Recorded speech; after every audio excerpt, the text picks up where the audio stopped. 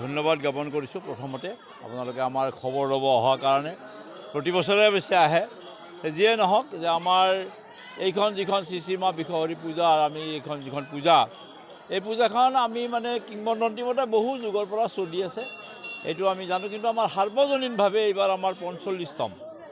যি হওক আমি ক'ব গ'লে সোণালী জয়ন্তীৰ দুৱাৰমুখলৈ গৈ আছোঁ আৰু আমি দেখিছোঁ যে যোৱা কেইটামান বছৰত পূজাখনে যথেষ্ট মানে পৰিৱৰ্ধন লাভ কৰিছে, ইয়াৰ মানে বিস্তৃতি লাভ কৰিছে। আৰু ই সমগ্ৰ নলবাৰী জিলাখনেই নহয়, যে ই অসমৰ বেলেগ বেলেগ প্ৰান্তলৈও ই হেৰি হৈ গৈছে। বা দেখিছোঁ যে আমাৰ জিলাৰ বাহিৰলৈও বহুত মানুহ আমি ইয়াতে লগ পাইছোঁ বা তেখেতসকলে আহিছে।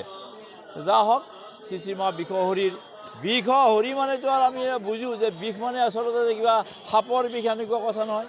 বিষ মানে আমাৰ দুখ, কষ্ট, বেদনা, যাতনা যিমান আছে সংসাৰত, মানে সমাজত চলা যিবিলাক ব্যাধি হাবি জাবি, এইবিলাকো বিষ। যে সকলো বিষ যেন হৰণ কৰা দেৱীজনীয়ে হৈছে বিশ্বহৰি। গতিকে আমাৰ মাৰ ওচৰত আমাৰ বিশ্বাস আছে যে আমাৰ এই যিটো পৰিৱৰ্ধিত ৰূপ, এই ৰূপটোৱে আমাক সাহস দিছে যে আচলতে মাৰ এই যিসকল অনুগামীৰ সংখ্যা এনেকুৱাকৈ বাঢ়িছে, গতিকে মায়ে হয়তো এই অনুগামীসকলক এই হেৰিটো দিব যে এতিয়া মানে সকলোৱে যেনিবা এই বিষবোৰ পৰিহাৰ কৰি অমৃতবিলাক যাতে গ্ৰহণ কৰে, যাতে মানে ভাল কথাবিলাক গ্ৰহণ কৰে।